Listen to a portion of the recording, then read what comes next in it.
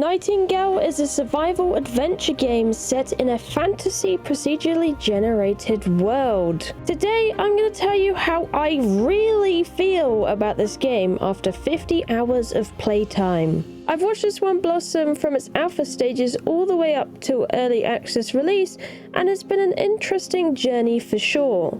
The game definitely hits an empty spot in the survival game market, introducing fantasy creatures, the Fae, and a very intricate storyline to wrap it up together. You start the game in a cave and you are greeted by the main character, Puck, a mysterious Fae who is interested in saving you, but only if you make a contract with him of mutual benefit. You soon into the game learn that the goal of the game is to go to Nightingale, the last known bastion of humanity. But before you do this, you must complete several trials and prove yourself to be a worthy realm walker. This is done by questing throughout the game, defeating bosses, and completing trials set for you by Puck and other realm walkers who seek to test out your strength. This is all until you meet Nellie Bly, who wants you to set down a permanent portal to a temporary sanctuary called the Watch, this being your current end game. And just for reference, this whole thing took me about 25 hours to fully complete. The game's premise is really good, it has an interesting hook, and they have done really well in their promotion as well. I am extremely thankful they let me test the game out for my channel, and they've probably been one of the most helpful early access content creator programs I have attended. The game is incredibly beautiful, the scenery is stunning. Exploring was fun for me for the first couple of hours, especially when I came across something new. But this is a big problem with procedurally generated games, is the variety. After I had played around for the first 10 hours, I had seen everything. Occupational structures, bastilles, and even terrain. You have 3 main biomes: forest, desert, and swamp. These you are shown from the very beginning, and then the realm altering cards change the colour palettes and the creature variety up. The variety of creatures, I will admit, I found good. This was very enjoyable, but the biomes started to feel lacking and samey, especially when it came to essence farming and puzzle variety. Now, I do want to mention a key factor here, as we're about to go over something really important. I honestly think the game is targeted at a very niche player type because of the sheer amount of grind required for the game. If you are more of a casual player type, I'd tell you to avoid it. If you are someone with a lot of time on your hands and you like a challenge, then go for it. Now, I love grind type games. Survival is grinding to the top, unlocking new inspiring things, and much more. But the grind in Nightingale I just found unenjoyable, as it isn't rewarding. I played this completely blind for my first playthrough, and it was a nightmare to figure out. This brings me into the sheer amount of resources in Nightingale. It is insane how many items they have in the game. They have so many that they don't even have an image for all of them, and often or not, items would just have the same wax seal design for different names, which made it hard to find the components of what you exactly needed. The amount of resources and types of items they have is truly congested. There's so many items in the game that you will never need to use, or perhaps use once and never use again. There is way too much going on with the crafting stations and menus, way too many components to keep track of. I think I spent most of my playtime on my first playthrough stuck in my crafting book, trying to figure out how to get said and refined resources I needed, what stations I needed for said resources, and what augmentations I needed for that station for the resource to unlock, and then where I took that resource to make it into something else with 5 other steps to it. It is a lot of unnecessary clutter just to extend out your playtime. To make matters worse, most of this grinding for components is just to make more crafting stations. The variety in armors, weapons, and tools I felt was extremely lackluster. as the majority of good-looking sets unlock at the end game, so you are stuck in yellow and beige hide for most of the game.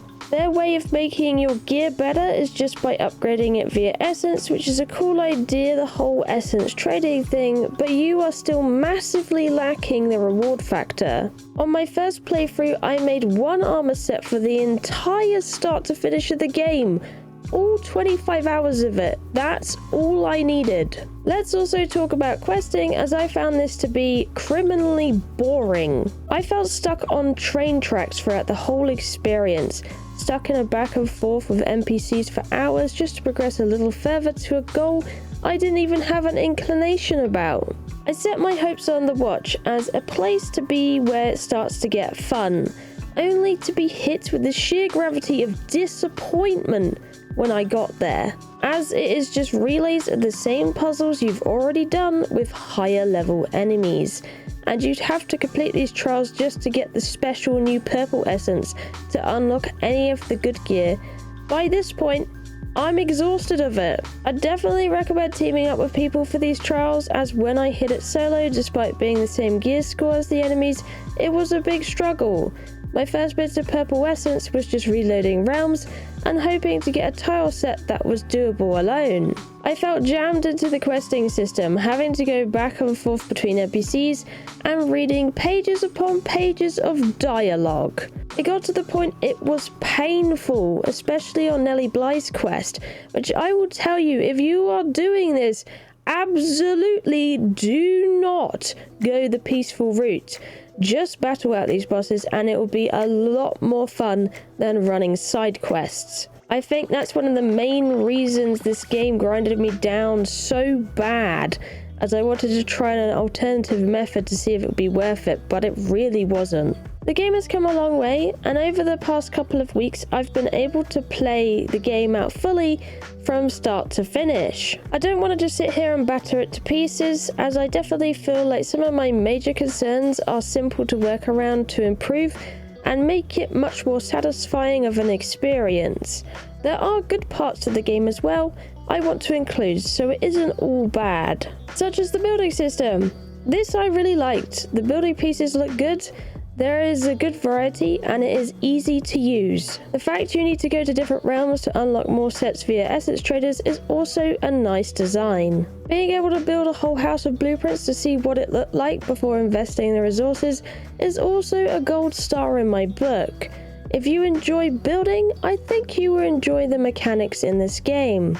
I also enjoyed the pickup feature in the game. Holding down E to pick up multiple items in your vicinity is so nice compared to having to spam E to pick up each and every resource individually. The voice acting of Puck is also very good. I wish there was more voice acting with the NPCs you meet to stay consistent, especially the ones deemed as important or the ones that played bigger roles.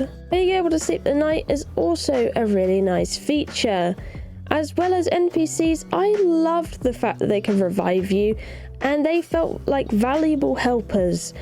NPCs in this game you can hire out indefinitely. Just be careful, as you can only have one at a time, and if you dismiss your NPC you could lose it forever. I had one case where I got extremely lucky with my NPC called Leonard, as he turned up in my house. I only dismissed him because I wanted to rob another NPC's armor set, and he poofed into thin air. Either way, this is definitely a game I want to see how it marinates over time, hopefully becoming something I could be more excited about in the future. I will say, from playing the full release with friends, it has been a lot more enjoyable than solo. If you're thinking about playing solo, I do not recommend that way of play at all. With a friend, it's good as you can share the grind out between yourselves and have two or more minds figuring out the mechanics of the game. It's a lot less stressful this way when learning the overly complex crafting system. Thankfully, with the full release as well, there should be plenty of guides floating around now, so you can play and you can look things up online, so that should be a massive help for you. I definitely recommend checking out Jade Plays Games channel, as he has been covering Nightingale extensively and has good guides on the game. But either way, that has been my review, some of my thoughts and feelings on the game. I did feel a bit nervous putting out this review today because I had just seen all over online and even within my space, people are absolutely loving the game, and I just could not shake the feeling of that was not the same situation for me.